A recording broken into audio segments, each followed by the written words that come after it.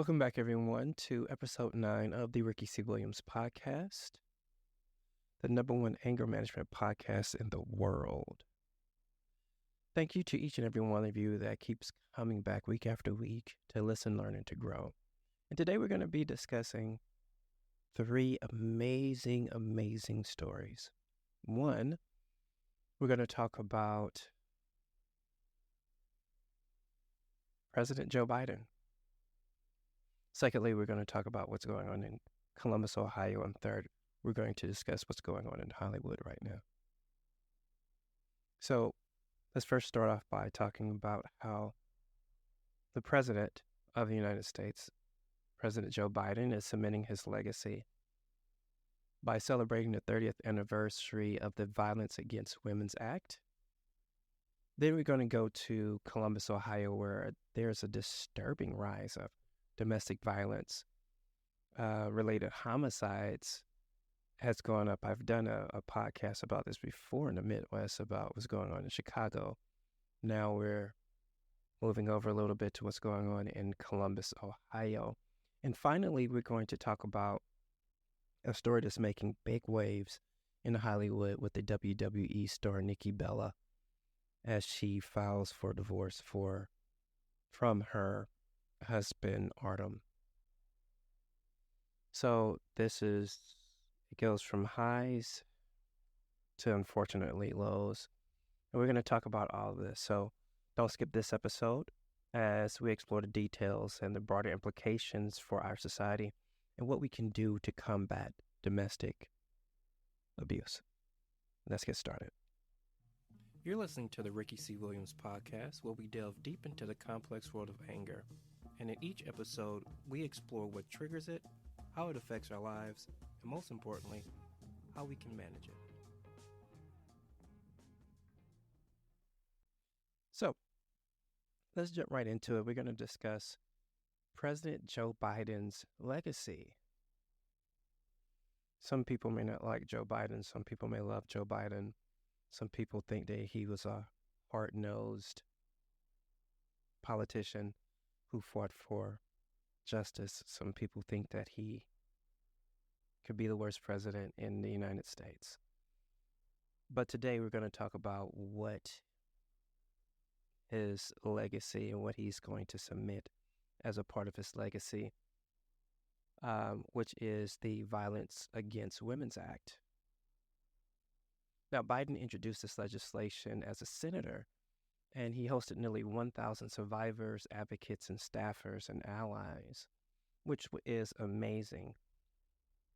I'm glad that we had somebody to put this in the forefront of our society. It's necessary that we talk about it.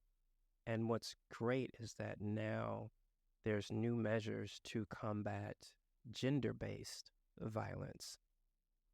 So I hope as he is cementing his legacy, he will also include what happens to children as well as men who are also abused.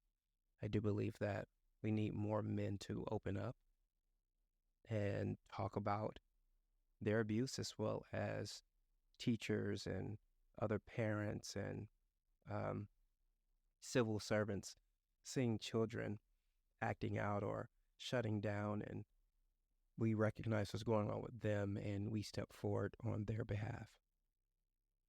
Now, the progress that, this legislation has had, it's highlighting a new culture shift, which is very important. Biden stressed the need to have continued cultural change to combat the issue, which means I believe that we need to normalize the fact that men, children, and women, all of us, can be abused and have been in abusive relationships. I think now is the time for men to be able to open up and discuss, just like women open up and discuss what was going on. They had legislation for women to open up. And I do believe that they should also have legislation for men to open up about the issues that they also go through. So as President Biden is in his transition, and after deciding not to run for a second term, he's putting all of his focus in this. So that's amazing. We cannot knock him. Again, we don't have to agree with everything that he did while he was in his presidency, but to have this fight, to have this conversation, you cannot take that away from him. So I think that's amazing. I think the efforts that he put forth 30 years ago made a change. And there was over $690 million in grants from the Justice Department to support survivors. That's huge. Hopefully we could get to $1 billion to help all survivors. But this is amazing. And the creation of the Office of Gender-Based Violence within the Department of Housing and Urban Development. So these are some new efforts to combat that. There's also support from the National Resource Center on cybercrimes. If you know anything about me, I talk about that. I had a podcast about cybercrimes and how people are using GPS to find people, to stalk people, how they can break into your phones if you scan different items that come to your door. So I'm glad he's putting forth effort on cybercrimes, because that's huge, because we're in a new age now. Excuse me. And I'm glad there's a commitment from tech companies to combat AI-created images based off of sexual abuse, because that's also a thing, you know. As things change, it was revenge porn where people will record their significant other at the time or their ex in sexual acts, and then they would post them, you know, to embarrass that person. So I'm glad that they are taking these huge steps. Now, the impact of VAWA, if you will, over the years, there's provisions which has provided critical resources like the National Domestic Violence Hotline and grants for shelters and crisis centers. And this law has trained law enforcement and judicial professionals on gender-based violence issues. Now, I do believe there should be more training. Because I taught anger management, a lot of people came to my court-ordered classes, and a lot of times I heard that when a man was trying to leave, a woman would jump in front of a door and he would push the woman out of the way, and it's like, oh my God, you put your hands on me. And they would have to take anger management classes. I do believe that when police officers are called, that they will be able to do a better assessment to see that sometimes the men are attacked and most men don't say anything. They would rather just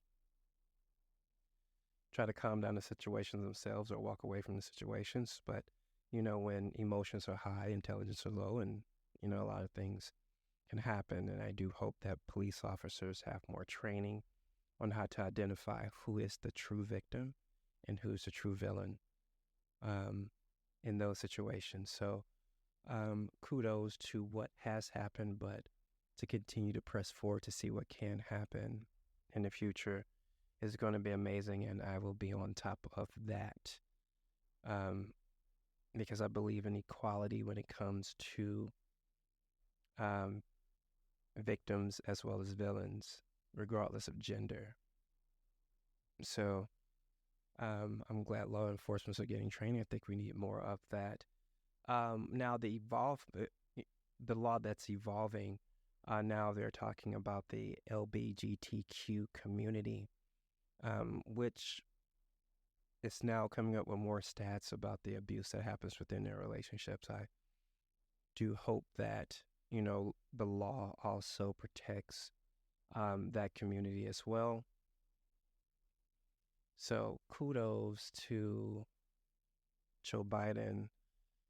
Congratulations for being vice president as well as president.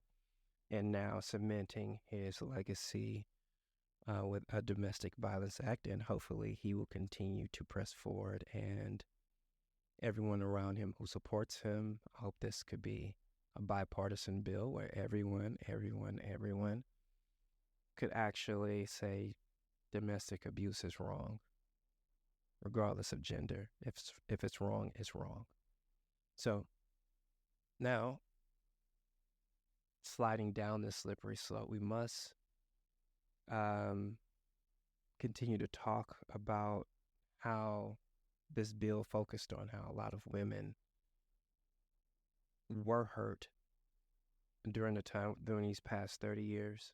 And I'm glad that there was a woman named Marica Phipps-Johnson, who was a survivor of domestic abuse, how she shared her experiences.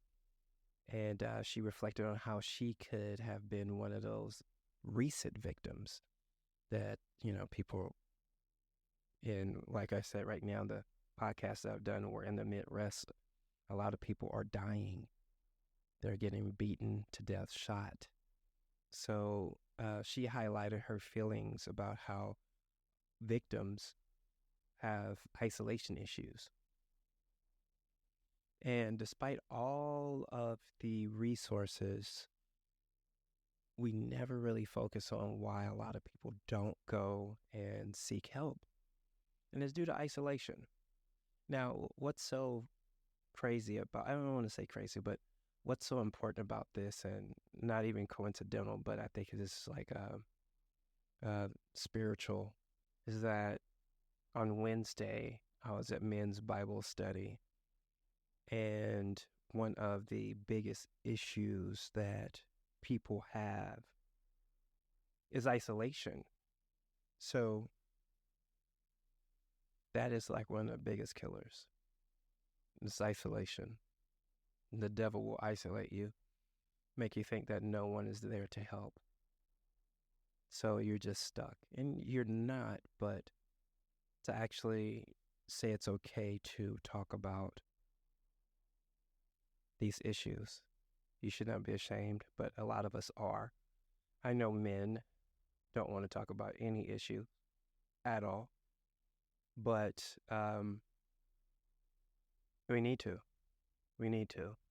And I want to say thank you to Marica Phipps-Johnson.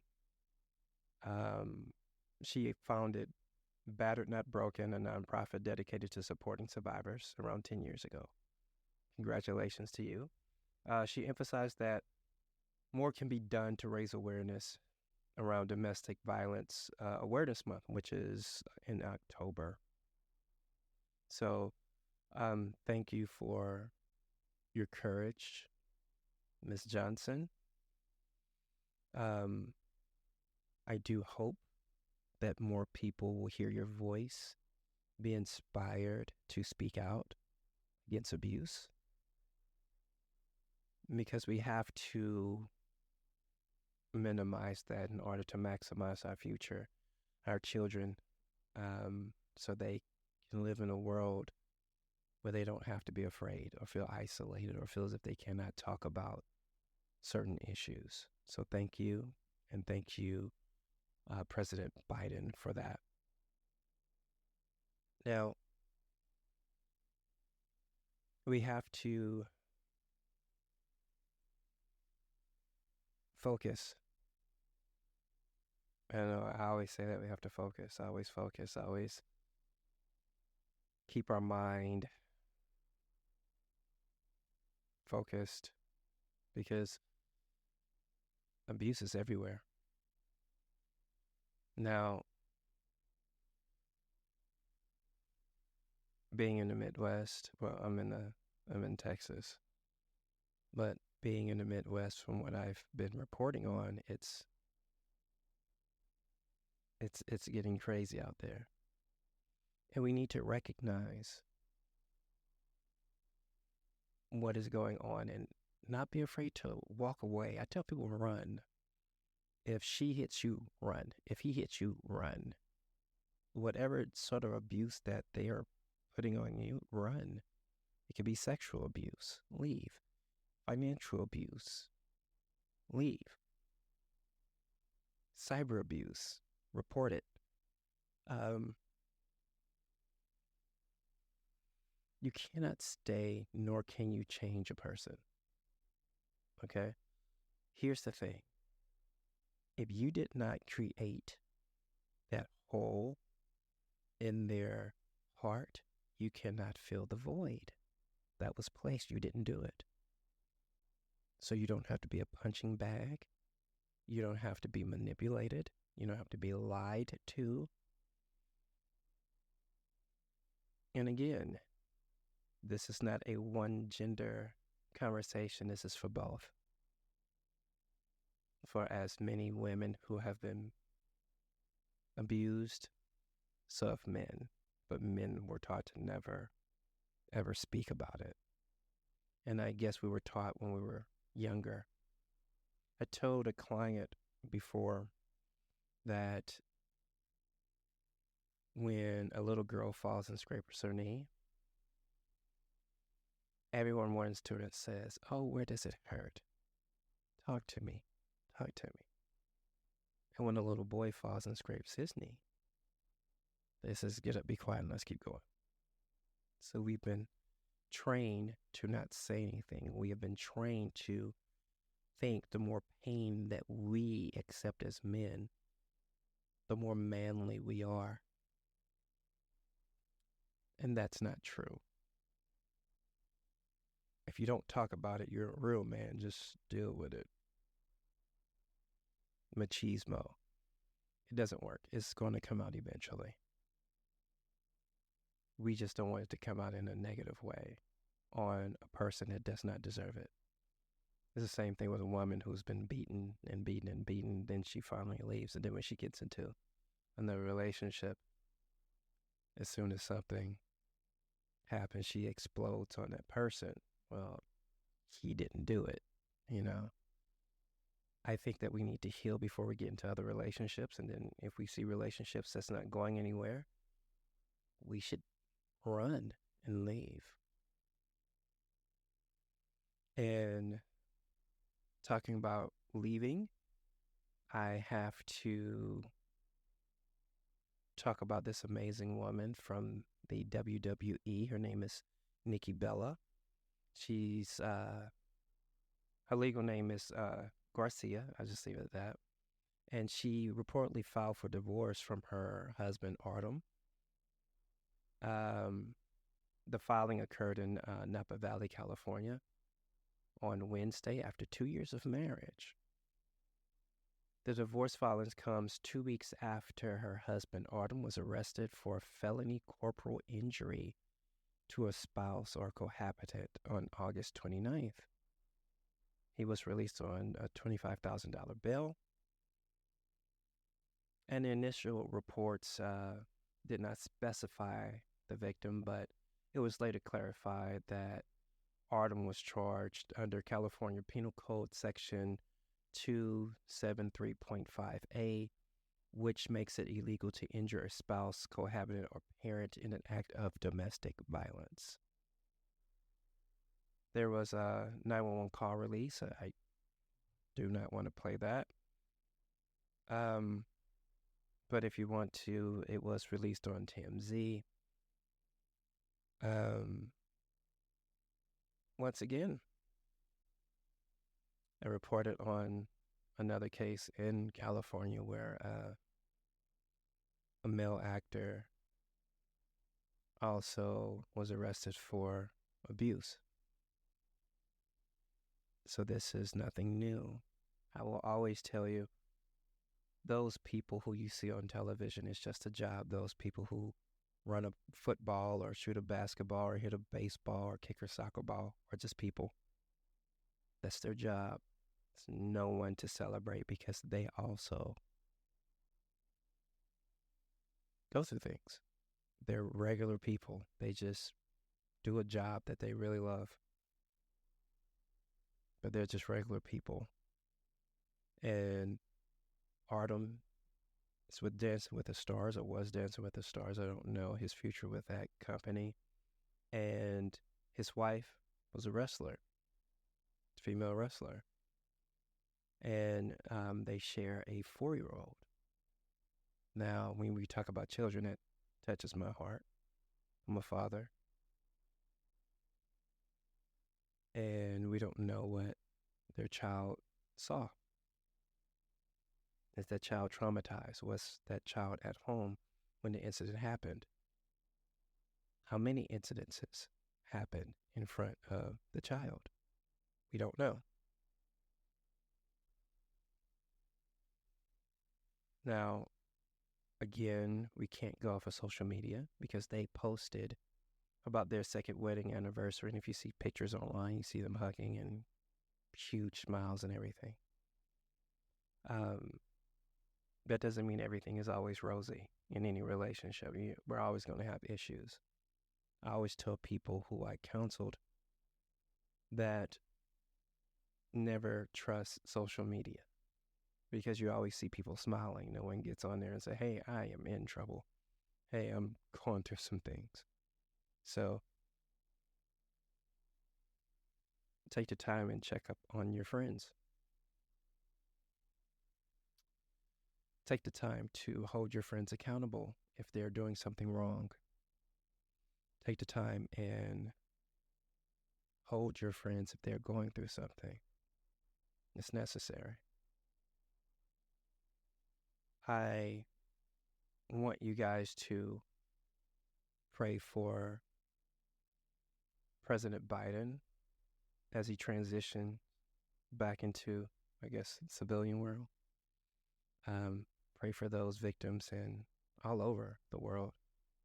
But as we were talking about those victims in Columbus, Ohio, and the Midwest, there's a real rise in fatalities in domestic abuse. So there are families who are mourning. There are people that are going to jail for a long time. Hopefully they get reformed while they're there. There are families who need prayer. And to Nikki and Autumn, hopefully they get the help and the counseling that they need. Either they split and they have to co-parent. But these issues, anger, these issues where people are dying, this should never be normalized. And on this podcast, it will not be normalized. We are going to talk about how we can continue to better ourselves for our future and for the future of our children. It's necessary. So, as I always say, I want to say thank you for listening. Thank you for giving me your time. Thank you for taking time out. You could be walking, you could be cooking, you could be in your car at the gym. But it's stories like these that remind us of the urgency of what we need to do to reform our communities. It takes us. It's not the government. It's not a law. It's the character of the person. We have to make the changes. If we make the changes, the children will change, and that means our future will change. Let's make the change. So if you or someone that you know is experiencing domestic abuse, please reach out to rickycwilliams.com/blog. There will be a link at the end of all show notes where you could get a private call, get the help that you need. It's necessary. Also, please like, share, and comment. We really want to get this out to people to show the strength of Nikki Bella. We want to show the wisdom of a President Joe Biden, and we want to show the cautions of what's going on in the Midwest, because it's going to touch one of us sooner or later, and we need to change. So I'm Ricky Williams, urging you to stay informed and stay engaged. Now, as always, GBG, go be great.